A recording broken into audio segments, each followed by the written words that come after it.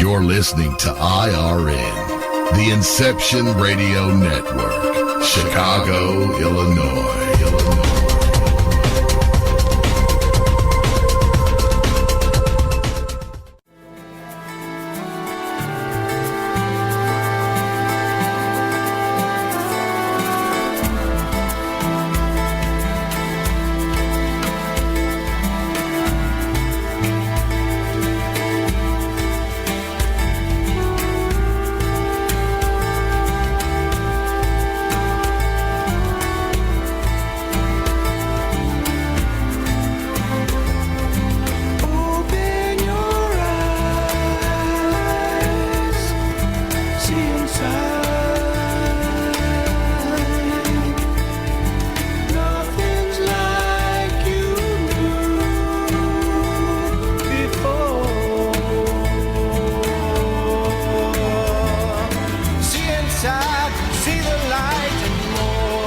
Welcome to Center of Light Radio with spiritual teacher, intuitive, musician, composer, and best-selling author of The Divine Principle, Anchoring Heaven on Earth, your host, Keith Anthony Blanchard. Yes, this is Keith Anthony Blanchard, Center of Light Radio, Center of Divine Unfoldment and Reinforcement. Strap in all ye spiritual astronauts as we launch for inner space.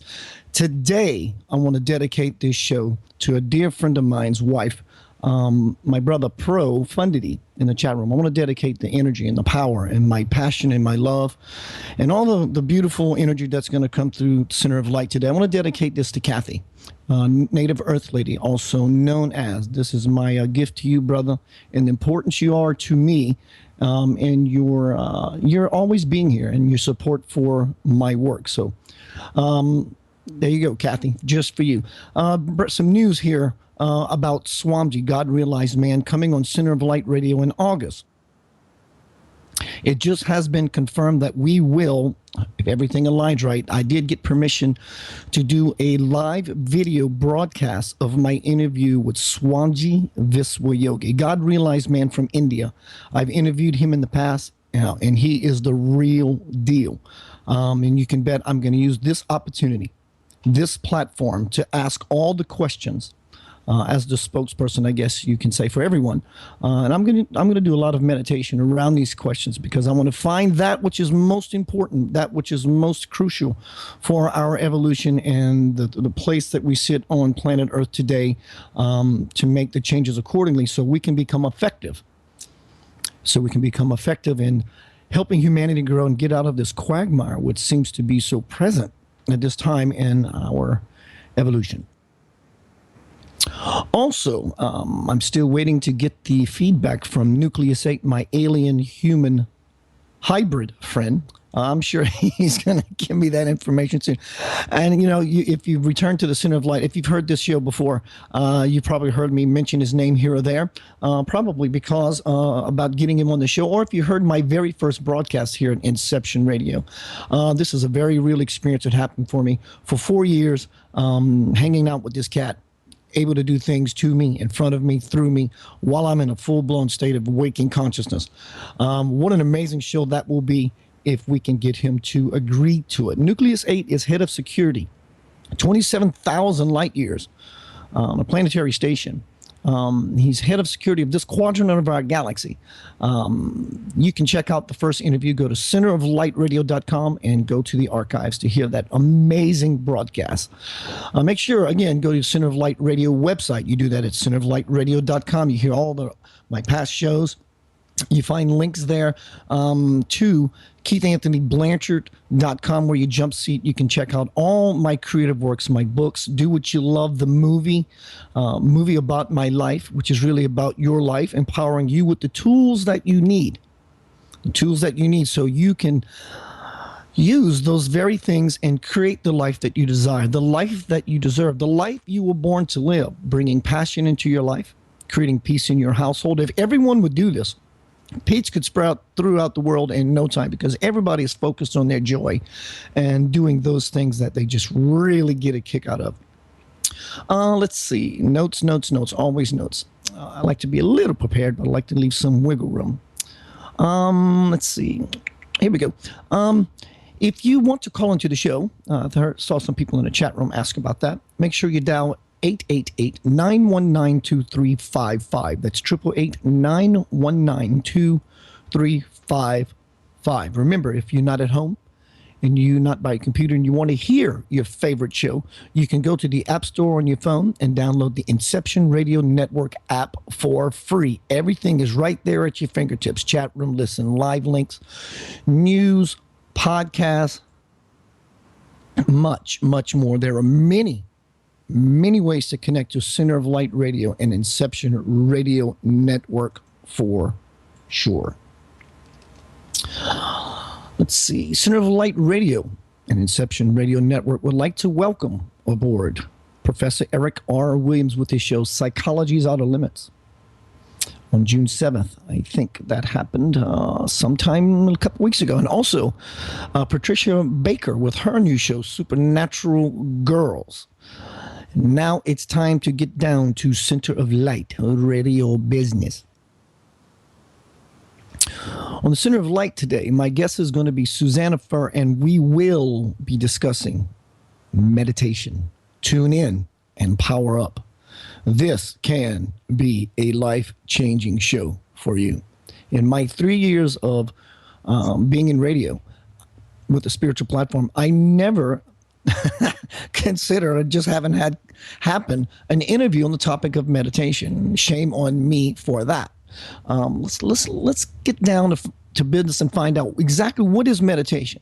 The definition of meditation: to engage in contemplation or reflection, to engage in mental exercise as concentration in one's breathing or repetition of a mantra for the purpose of reaching a heightened level of spiritual awareness.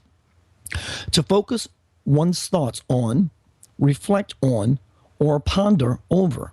To plan or project in the mind, intend, purpose.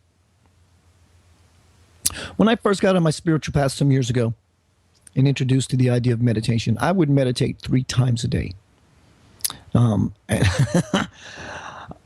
And magic and miracles began to happen. And as I began to see these manifestations, my belief in what was happening would elevate.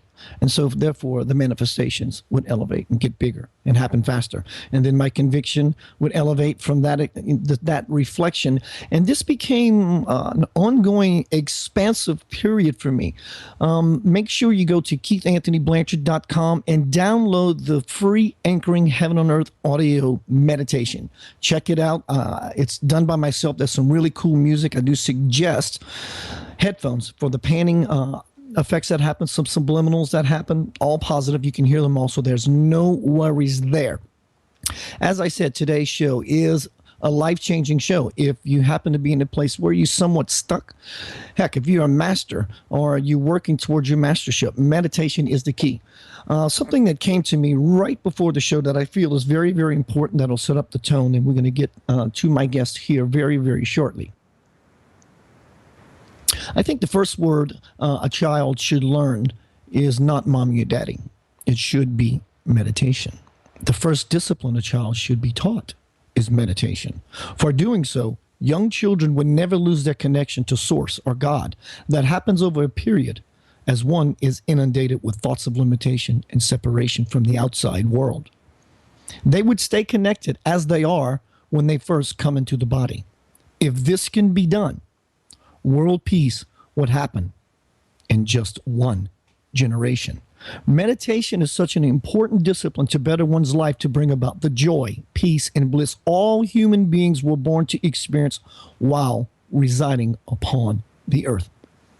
My guest today, Susannah Furr, M.E.D., is a licensed professional counselor with 25 years of experience in the counseling field. In addition to counseling, she has taught many courses in meditation, attuned others in Reiki, facilitated workshops and retreats, and utilizes her highly developed intuition, trust me, she has it, to conduct intuitive consultations. Susannah's mission is to be a loving witness and guide for others who are awakening their hearts and seeking to balance and integrate the fragments of self into wholeness. Welcome to Center of Light Radio, Susannah Furr. Thank you, Keith, for having me. It's a pleasure to be here and to talk about this. Yes, absolutely. And thank you for being the person to bring meditation to my platform, Center of Light Radio. I'm really, really grateful to you for that. When did you first meditate? What time period was this for you in your life? Oh, this was when I was in my 20s and I first started, at that point, I just was always interested, even as a teenager, in the metaphysical, mystical teachings. And of course, every book I ever read back then and still today always talked about meditation or someone explaining when I was meditating, I had this vision come to me. And so I quickly, once I realized that it was something I needed to do, I found a meditation class when I was a freshman in college at Tallahassee at Florida State. And so that's when I started learning how to meditate. And it's been a lifelong process, and honing and coming to a meditative technique that feels really comfortable and right for me. And I started teaching meditation way back when too. In my late 20s, early 30s, I started a meditation group in my town I was living in. And just every Sunday night we met and we would meditate, and then we maybe discuss books that we were reading and a study group for metaphysics. So it's been a part of my life for a very, very long time. And what I'm finding really exciting right now is that it's finally, like, the mainstream has been catching up. I think yoga studios have done a really great job of that, And but science is also catching up, because there was just a recent article that came out in the Washington Post, and they're coming out in all kinds of mainstream media about that meditation. I mean, the title of the particular article was meditation, Harvard neuroscientist. Meditation not only reduces stress, but here's how it changes your brain. So there's been a lot of brain studies now. They've really been looking at longtime meditators and their brains compared to non-meditators' brains, and it's pretty fascinating. So they're really validating the mystical, metaphysical branches of science. I call it spiritual technology, and it's pretty exciting because they're and then also I'm finding that people are seeking me out more and more to teach them that. So with my individual clients, I always teach every single client meditation, practice it with them in session till they get the hang of it. And also teaching meditation at a nearby recovery center, substance abuse recovery center, because the research is showing that it has a positive effect on relapse prevention. It can really help with that. So it's just wonderful to finally see it coming out more and more, and it's not just considered something that maybe a yogi would do in a cave at the top of a mountain. Many people are doing it now. And I love what you said about it needs to be taught in schools. I've been saying that forever. It should be from day one, from pre-kindergarten, kindergarten on. It should be a part of everyone's life. Children learn this, you're right, the world would change. It would change in a generation. You and I discussed what we would talk about, and so we titled the show Meditation, and then you and I both gave our parts for the subtitle. You said tune in, and I said power up, and it just made sense that you tune in. Makes sense that you tune in and power up, and it's truly like plugging into the cosmic generator. A lot of people believe that Buddhist monks in Tibet, that they are meditating to relax. Yeah, right. They're quite relaxed already. They're dropping into the cosmic dialogue. That's right. And I'm sure you can attest to this. Meditation, when you find yourself submersed in meditation, meditation, you breathe in whatever particular pattern that you choose to. And the idea is to bore a hole through the ceiling of thought. And once you get to that magical, loud, deafening silence of meditation, that's where all the really, really cool stuff begins to happen, because now that you got through all the noise of the mind, the right, the wrong, the left, the right, the good, up, good, bad, up, down, in, out, all that duality stuff. Now you're in this profound silence, this profound wholeness, where you are actually able to hear God's voice. Be still and know that I'm God. Exactly. And this magical place, when you get there, you feel electrically charged. It's because you are now aware of your own spirit. You're now aware of your own energy. You are now aware of your own light body as to why you feel that buzz. But I found not only is it good for all those things, it's such an amazing place to create your life. And the analogy I would like to use, and I would like to get your thoughts. Yes, we live on this earth plane, and yes, some of us have jobs, and we go to work 9 to 5, or we effort certain things that we want to bring about in our life. So we do certain tasks that brings those things. Well, if you can liken taking that approach to your life, efforting and doing things to make things happen, parallel that with, say, a Cessna airplane. It flies however many 100 feet over the earth, and it moves at a particular speed of hundreds of miles an hour.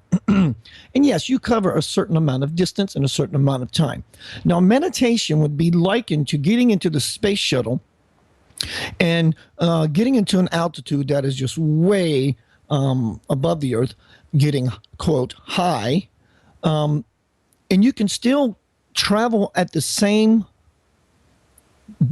distance. My point is, you will cover so much more ground because of your perspective. And therefore, when you launch yourself or into the space of meditation, those things that you want to bring about in your life is no longer about struggle. And one particular exercise that I use is I imagine I'm sitting by a still pond, and I pick up a stone and I kiss the stone, and I put my thoughts in this particular stone of that which I want to call to me, and I throw the stone in the pond, and it creates a ripple effect, and the ripple comes back to the center. And so I found meditation to be a very, very powerful tool to use to deliberately create. What are your thoughts about that? Oh, I completely agree with you there. I think it is our direct link, like you said, to our divine selves. For me, it's like that divinity, the electrical charge plugging in.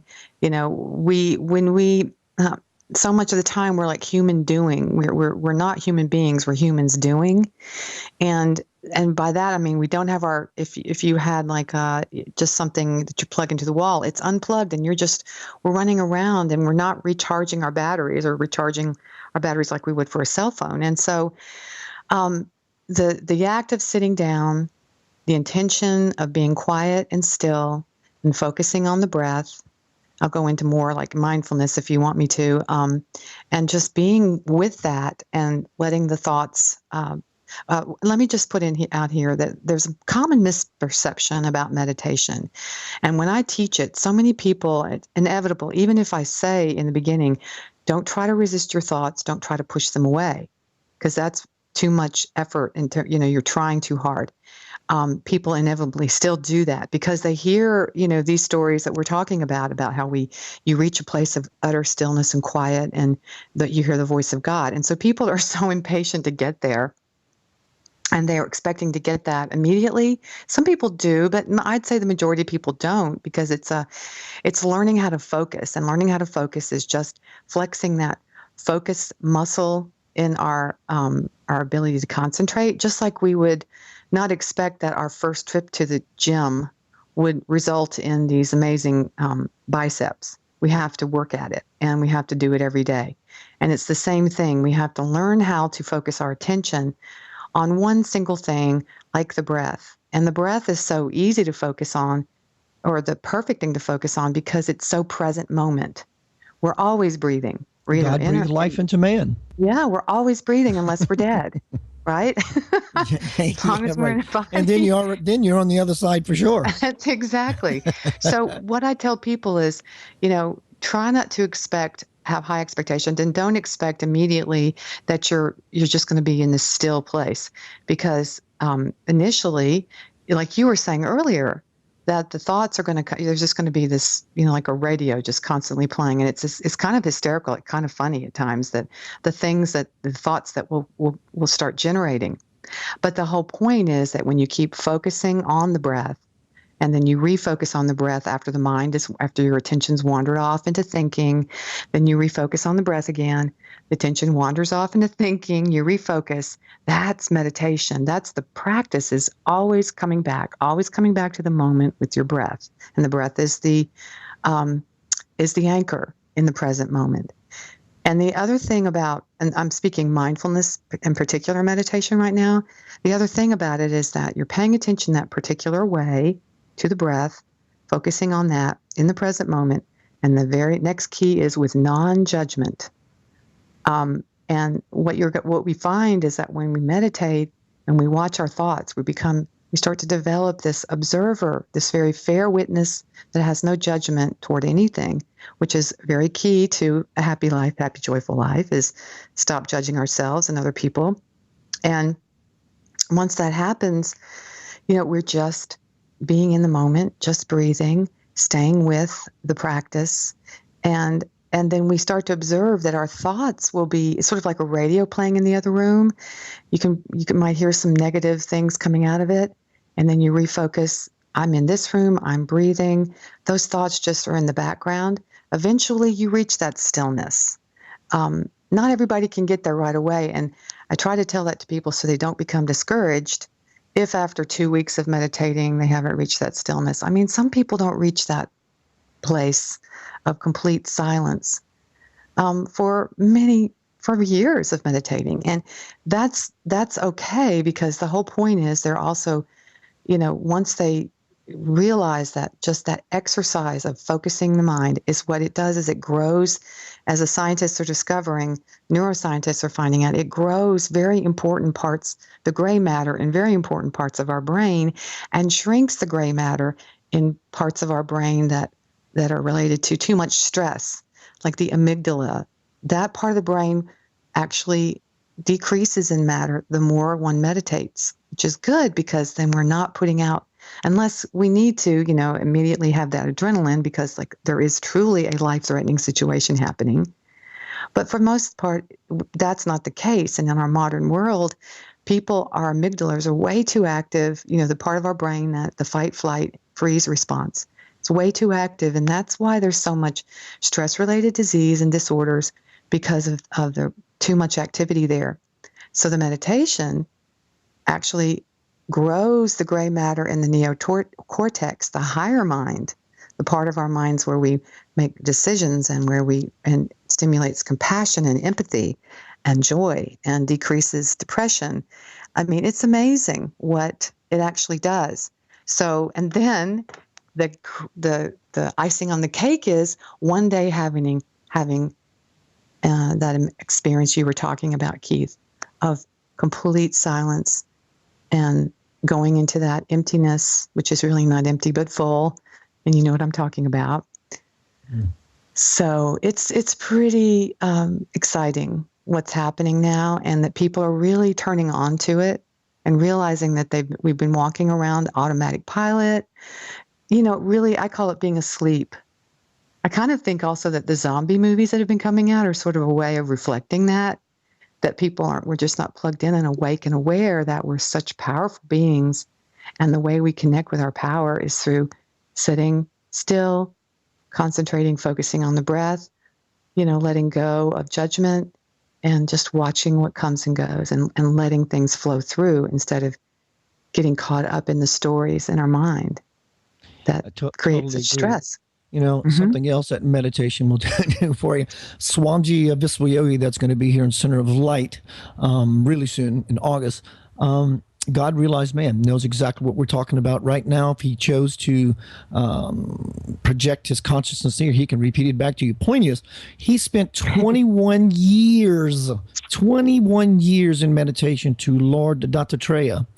And lo and behold, in one particular day, through this meditation, he was popped open and became the embodiment of the very deity that he was meditating and showing discipleship to. And so meditation is your ticket back to source, back to creation. Something that another particular Indian guru that I follow, he said that the only way The only way to experience true well-being is to turn inward. This is what yoga means. Not up, not out, but in. Mm-hmm. Mm-hmm. The way out is in. That's it. That's so key. And I got another one for you. One of my favorite bathroom graffiti writings that I saw sometime recently. It said, meditation, it's not what you think. That's a good one. Yeah. Yeah, that's exactly it. I have a great quote here. Go ahead. Can I read a quote from Thich Nhat Hanh, who's, very famous Vietnamese Buddhist monk who actually has a monastery about 20 miles from where I live and from where you live too, Keith. I don't know if you're familiar with it, Magnolia Village Monastery. No, Thich Nhat Hanh, okay, he says, "You have an appointment with life, and that appointment is in the present moment. If you miss the present moment, you miss your appointment with life. That is very serious. Please practice mindful breathing so you can return home and encounter life." Wow, that's really, really nice. Really, really nice. Let me ask you this, Susannah. I have noticed when I was first meditating those years ago, the guy who whispered metaphysical things in my ear, he guided me in a meditation, and he assured me that we were gonna achieve the objective to get me to that silent space. But before we got there, he pointed out the things that could possibly happen, and that they were all resistance. For example, as you start breathing, the mouth may get metallic and dry. Don't stop and get water. Keep breathing. Your skin may itch. Don't scratch. Keep breathing. The phone may ring. Believe it or not, I have experienced this time and again, not only with myself, but people that I have worked with. They go into meditation the first time they ever try to do it, second time they try to do it. And events will begin to manifest themselves as the mind's way of saying, do not come in here and monkey with me. So if the phone rings, keep breathing. Mm-hmm. So the point is, the mind will create these resistances. Mm-hmm. And so what you can do at that point is pick up the breath, be more intense with the breath. Instead of from a gentle breathing in and out, start moving breath, open the mouth, 2 fingers wide if you have to, and breathe intensely like you are salivating for God. In other words, that's your intention, is this kind of breathing that you want, quote, it. And I found that all these resistances begin to fall away. But also, have you ever noticed that as you learn to meditate, and you've been doing this for so long, that when you can formally meditate, that's awesome, but that you don't really have to do that so much anymore, because so much of you has shifted that your life is always being grateful. Your life is always being meditative. I mean, you now have it. Your disposition is completely turned, and so your disposition is now in a meditative state, and so you're living your life from an open-eyed meditation perspective. Yeah, I do find that. I do, but I actually find that I'm meditating more now than I used to. Just because I've actually taken my practice even deeper, and I want to see where it leads me, because I experienced a 10-day silent meditation retreat at the beginning of this year. And in that retreat center, in that 10 days, there's no talking, there's no reading, there's no writing, there's no talking on the phone, there's no computers. You're just you and hours of silence, and which is really not silence, because you find that there's just so much noise in the mind. And so when I experienced that, it took me to a much deeper level, and because of that, I've been actually meditating more. But I know what you're talking about, Keith. I do feel I'm more present. I know that I'm really in the moment as more than I ever used to be, mindful.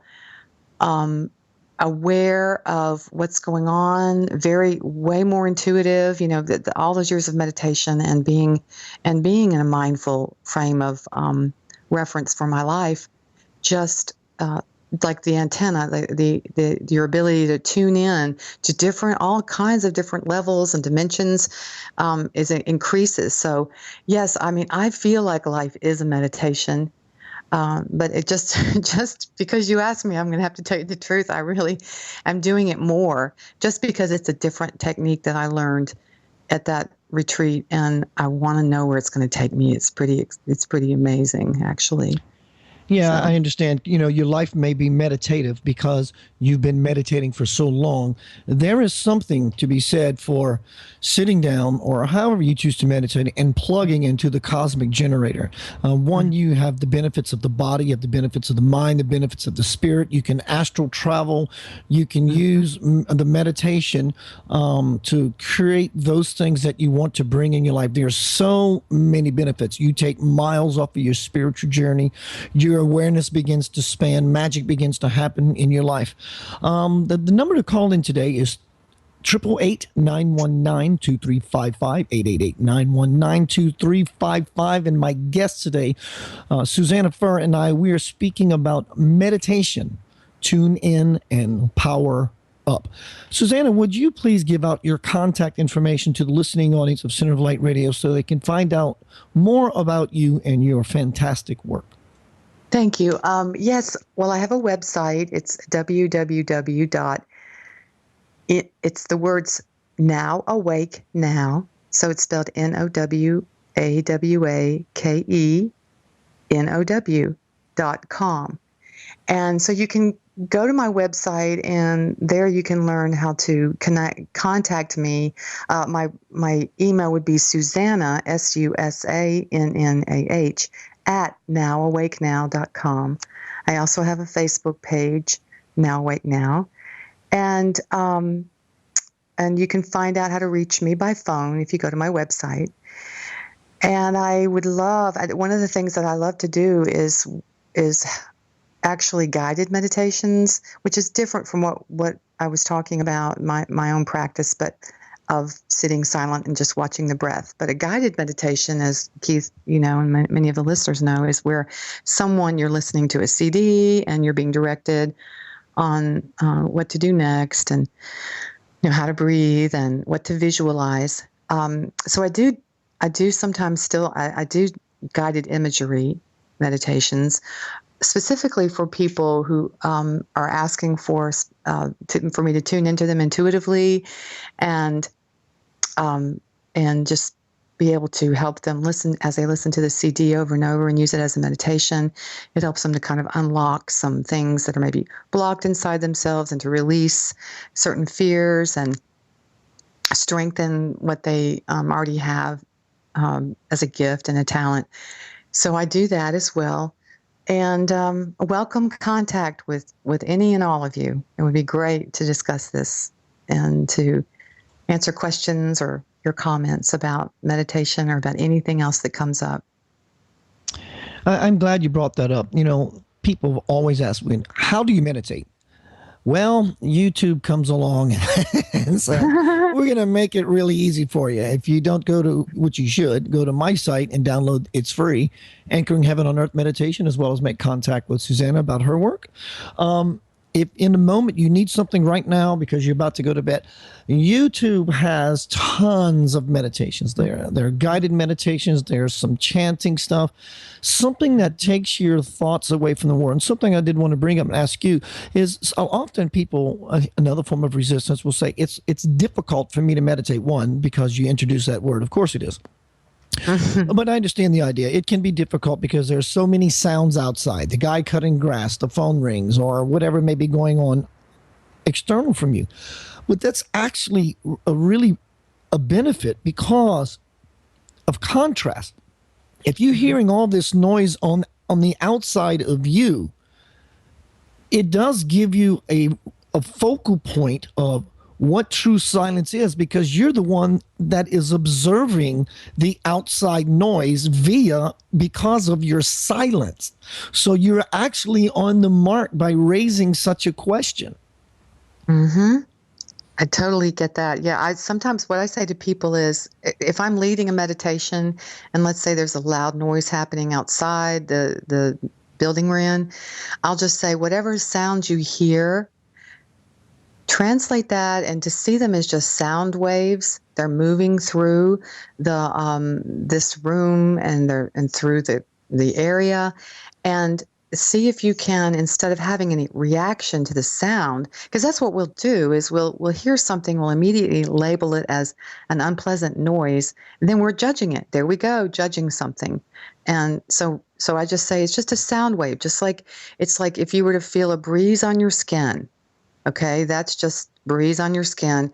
Noises are just sound waves floating through, and you're the meditator. You're the one who is observing. I love the way you use that word because I use that a lot.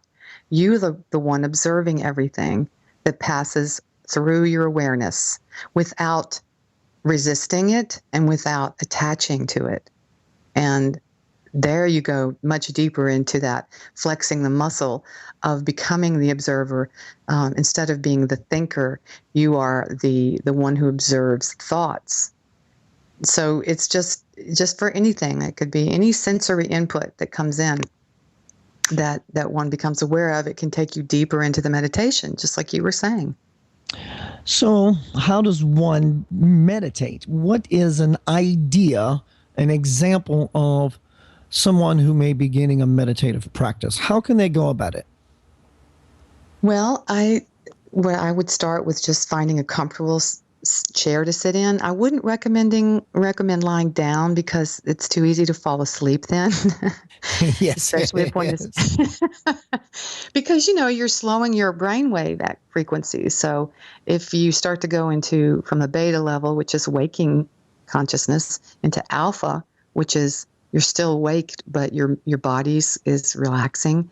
Once we do that every night when we fall asleep, and then every morning as we wake up. So when we go into alpha, a lot of times our bodies think, oh, it's time to go to sleep now, especially if we're lying down.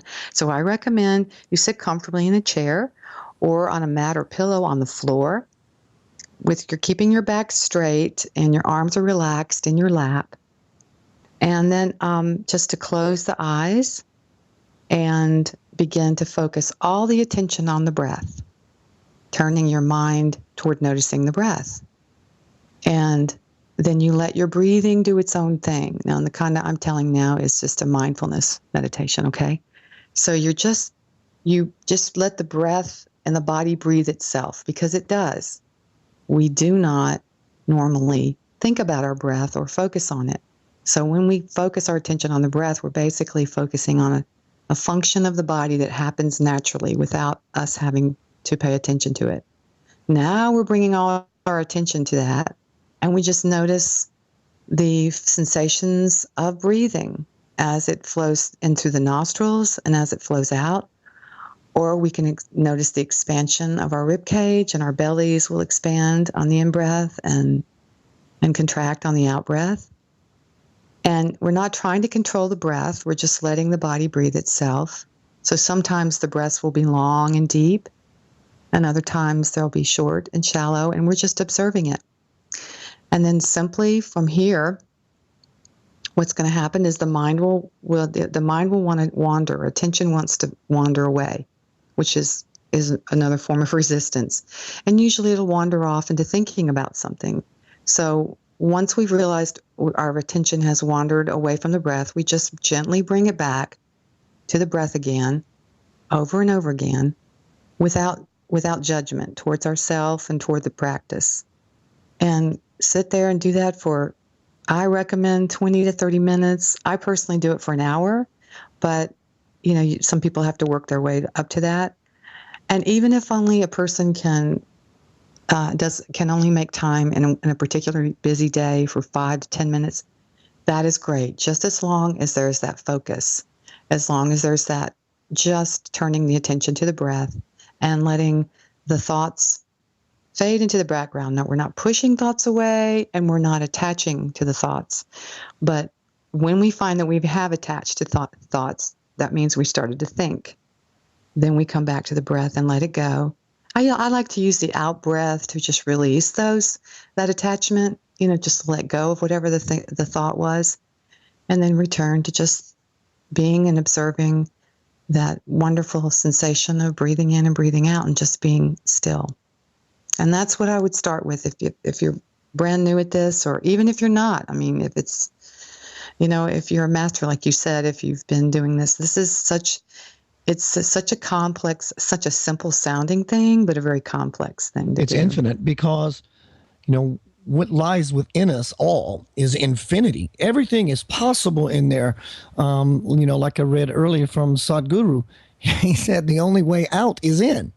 And the very first time when I told you that my friend was putting me through that meditation, introducing me to metaphysics, he was really getting me to push my breath so I could break through some blocks, some resistances that were showing up. And because I was laying down, I did black out for, I'm guessing, 30 seconds, what felt like 30 seconds to me. Took a quick little nap, so I thought, excuse me, and I had no idea what transpired in that brief blackout phase other than believing that I just fell asleep and now I'm back awake and continue with the breath, listening to his instructions. The very next night, I go to play a gig at a local bar here in Memphis, and I see a friend of mine coming to the front door by the name of Tammy, and I'm way across the room, and I'm waving at her. Oh, hey, girl, nice to see you. Thank you for coming, kind of thing. And I gestured for her to come over, and when I saw her, I had a total recall. In that period where I blacked out, I left my body, and for whatever reasons, I found her. And I found her and her boyfriend who was with her at the club. And after they got settled, now keep in mind, she is of a religious background. And I'm coming up with this meditation and leaving my body stuff. And I said, I got someone I want to ask you. And I really want you're honest. She goes, oh, Keith, is it that crazy spiritual stuff? I said, actually, yeah, it is. But as your friend, I'm asking you to play this out with me. She said, okay, sure. I said, did you go somewhere yesterday, 5-ish o'clock? She said, yes, I did. Okay, please don't say any more. I said, I saw you. She goes, what do you mean you saw me? I said, I saw you. I was in your car hanging out by the dome light of your car. And I saw you wiping the inside of this car with, and I said, a piece of white cloth. And I said, but what was odd, how often do you go somewhere and you allow someone to drive your car? Not very, very often. And Tammy's the type of person that wherever she went, she always drove. But on this particular day, as I'm observing the situation that's unfolding, I saw her wiping her seats with this white cloth. And I said, but some reason you were sitting on the passenger side, you had brown pointed shoes on, you had pleated blue jeans, you had a shirt, you had this particular pendant on, and she's looking at me like I'm crazy. Like, there is no way on this earth that you can possibly know these things without being in my car physically to see this.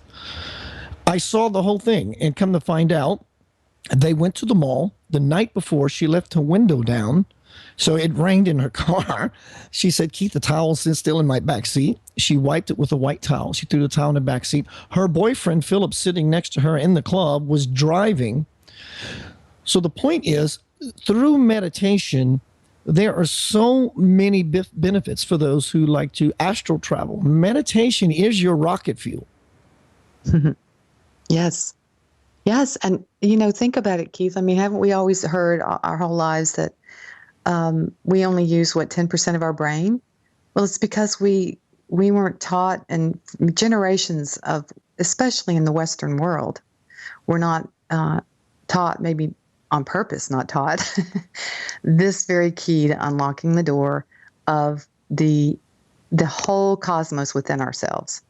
And so perhaps that's what's, as we do this, I mean, as we sit and watch and focus on our breathing and keep refocusing every time the mind wanders and keep coming back, this is the thing that's going to activate those hidden higher gifts that we have that up until now we're thought, well, we don't know what 90% of the brain is for. Well, now we're finding out, or science are finding out, the mystics and the great mystics and masters have known for eons and epochs now, but we are at this point now where we can really wake up when we have the tools And exactly all of those things, astral travel, telepathy, clairvoyance, all the clairs, clairvoyance, clairaudience, claircognizance, every single one of those things will begin to flower in us. All of us. Our tuition will grow. We'll just know things without knowing why we know things, and our hearts expand. That's so important. I mean, our hearts, our ability to love ourselves, which then spreads out to other people. We can love other people more unconditionally. And I mean, it's so important. I just love the fact that you said, I can't believe I haven't talked about this on a show in 3 years, because this is really the key to it all. Buddhist monks say that, for example, if you just close your eyes now and imagine you want to be in Hawaii, they will tell you as soon as you have the thought, you are in Hawaii. Now, your task to make that happen, to be more present of this place that you are projecting yourself, is through meditation, because as you think, as soon as you use your thought process, you are truly willing something into creation. So some part of you is already there. It's your job to begin the integrative process through meditation. For example, speaking about my alien human hybrid friend, Nucleus 8, he told me, he says, Keith, recently he and I had a conversation. He says, you are on my planetary station more often than you can possibly imagine. I said, am I there in spirit, and do you see me, my energy? And he said, no, Keith, that's all true. He said, but you are here physically. He says that when you play music live and you get into one of those zones, when you and your bandmates are finally settled in and you're doing things that you can never rehearse to pull off, that this magic begins to happen. He says you turn on just like a light bulb. But yes, and he says you truly become physically tangible in this experience, because somehow I'm connected to him as to why I keep launching myself there, and that on levels that I'm not aware of. Some cases I am very aware that I'm present there. But again, it supports the point of how Buddhist monks say that when you begin to think of a place that you want to visit, you are actually beginning to anchor yourself there. Do you practice alternate breaths? For example, the Buddhists may do in and out through the mouth, in through the mouth, out through the nose, in through the nose, out through the mouth, in through the right nostril, out through the left nostril, and advice. I mean, there's all these different combinations, and every combination will take you to a different place/space inside, a different dimension, because of the dynamic or the different breaths you're using. Have you experienced or even practiced different breath techniques? I have before, and that's not something that's not my regular practice. But I've been in different classes where the teacher is teaching that, and I think it's really fantastic. I haven't had any unusual experiences because of that, but I do understand what it's doing. And for me, I'm just really drawn to what's keeping it simple, and perhaps if I, had a guru or a teacher or master who was teaching me this particular technique and the alternate breathing, nostril breathing, and all of that, and began to deepen into that, I'm sure I would, because I know that that's valid. They're all valid, all the different ways. What have you done that, Keith? What you were talking about? I've done some of the different intakes and outtakes. What I have done, are you familiar with rebirthing, and have you done that? Mm-hmm. Yes, I am. I have. I've done it, and it requires discipline. It's not basically just sitting there and nonchalantly just breathing. It's breathing yourself into oblivion. Yes. Kind of thing. And you start moving that air, and we talked about resistance. When you start doing this kind of meditation work, or it's still considered a meditation because you're going inward and you're breathing, but when you begin to do this kind of work, your hands may just start hurting very excruciatingly. And they start going into this ketosis position. Yes. And it's because we have lots of control issues, and the hands represent the ability to grasp or control. And so they go into what's called tetany. It looks like, your hands are becoming, so what I'm looking for, atrophied. And Yes. the idea, as with meditation, don't worry about the resistance. Keep with the breath. Now, what you can do from that point, when these episodes of tetany, which is your knees hurting, your wrists hurting, and all these things begin to lock up, is because keep in mind, you are bringing in pure light energy. You're bringing God into your body. And when you do that, everything that is not representation of God or light or balanced energy, it's like a capacitor, or it's like a resistor in a transistor electronic system. The energy begins to block. So what you can do is you can either just back off the breath a little bit and your hands become comfortable, or you can use your will to move some of that congested energy around, or you can up the breath some more and just blow that channel completely open.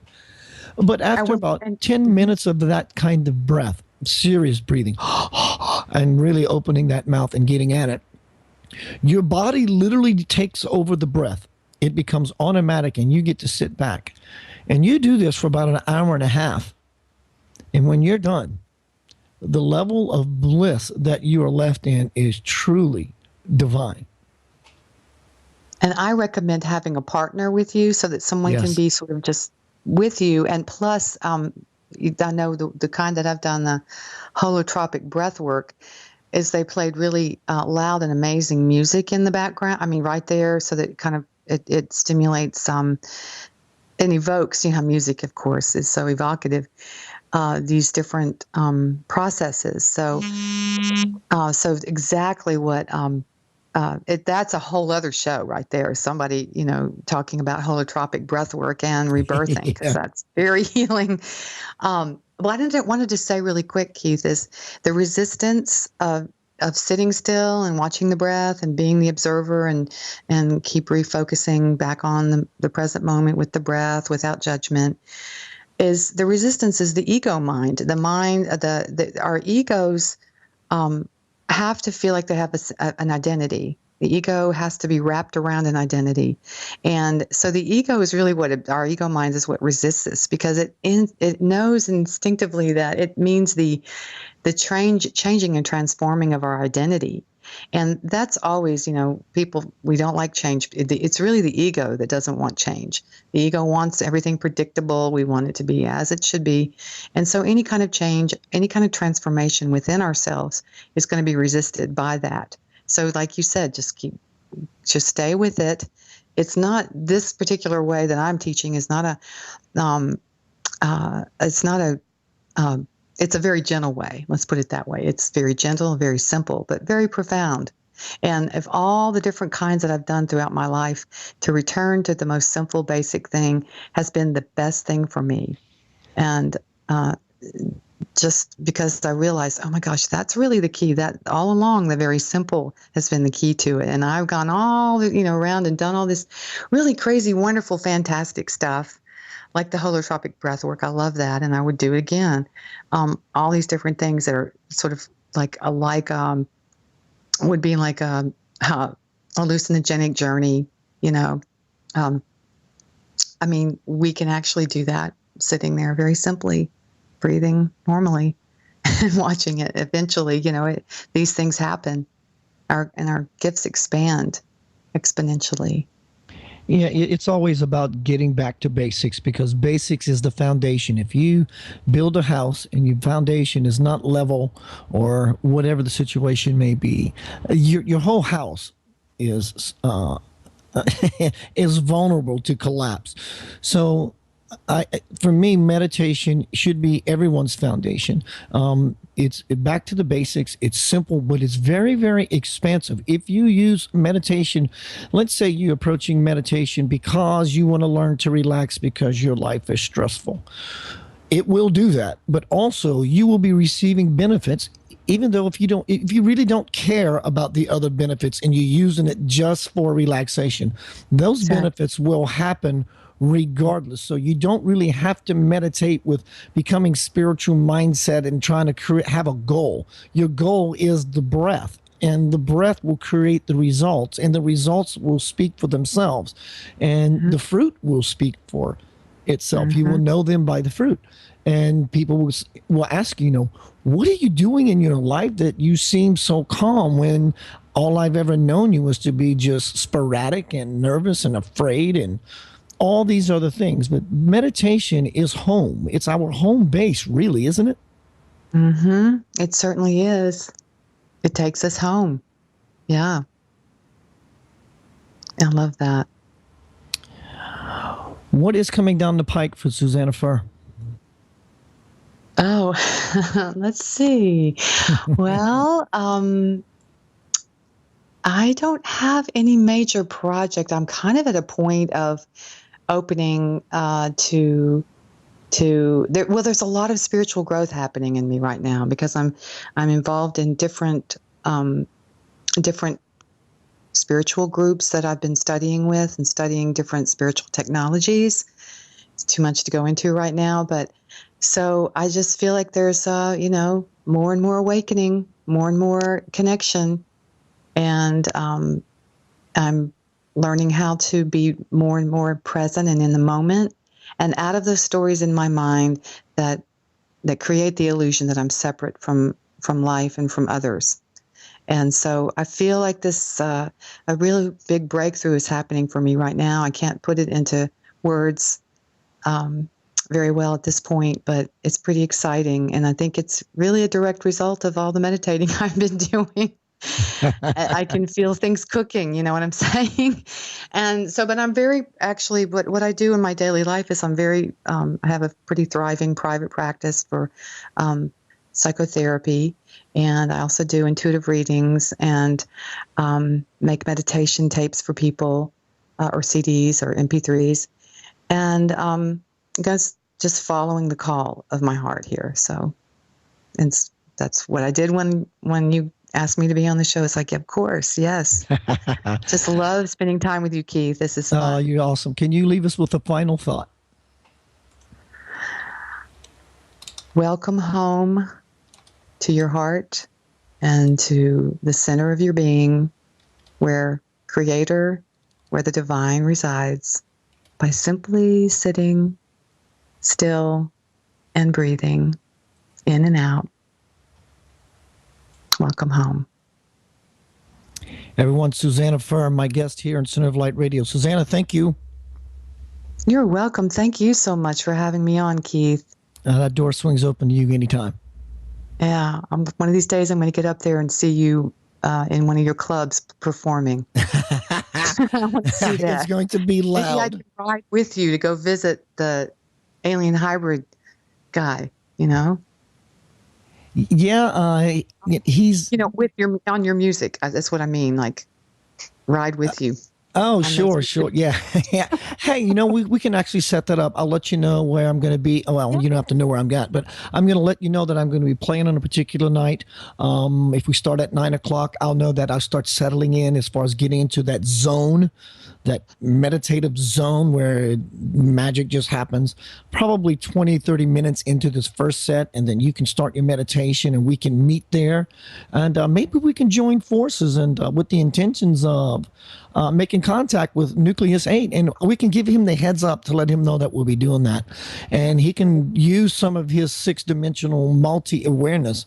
It's probably to help us become truly aware of being present at its planetary mothership station. Wouldn't that be cool? I would love that. Sign me up for that. Okay. All right. Yeah. Again, Susannah, thank you very much. Very much. Everyone, Keith Anthony Blanchard here, Center of Light Radio, Monday nights, 6 p.m. Eastern Daylight Time.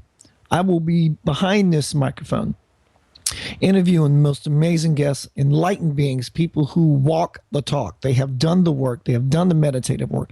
They have done the spiritual requisite work, inner, extensive, and intensive soul cleansing, mind cleansing work. I love being a channel. I love being of assistance to helping people grow, to uniting the family that we know as humanity. This is what I'm here for. This is my passion. This is my gig. Next week, my guest is going to be Vanessa Lamorte.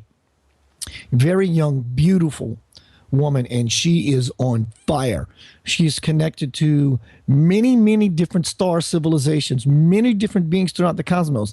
And I know the dynamic. Most people think, yeah, I kind of believe that. I'm sure some people, no, I'm telling you, this is real stuff. And she's going to present to us the language of light, and she's going to be talking often in the language of light. But also, this is going to be a multimedia show. I'm going to give out the Center of Light Radio website, and I'm actually going to post on the website these imageries that come through her that she not only paints, but she's going to tell you what they say. And it's going to be a phenomenal show. She is just going to blast you with brilliant ways of energy. You can bet on that. Oh, I'm so happy to be here on Inception Radio and doing this wonderful show. I want to thank everyone in the chat room, all the audience members throughout the internet system, all those who are listening in on your phone. Thank you for being here, Center of Light Radio. Remember when you lay down at night and you're doing that meditation, breathe in and out. Breathe as if you want something that is beautiful in your life. That's kind of the space you breathe from. And just know that the real you, the real authentic you, the place that has truly never left home, heaven, the other side, your origins, whatever you call it, is right there behind that breath. That's where your magic lies, is right behind the breath. And always remember as you do that, ease into bliss. Keith Anthony Blanchard, good evening.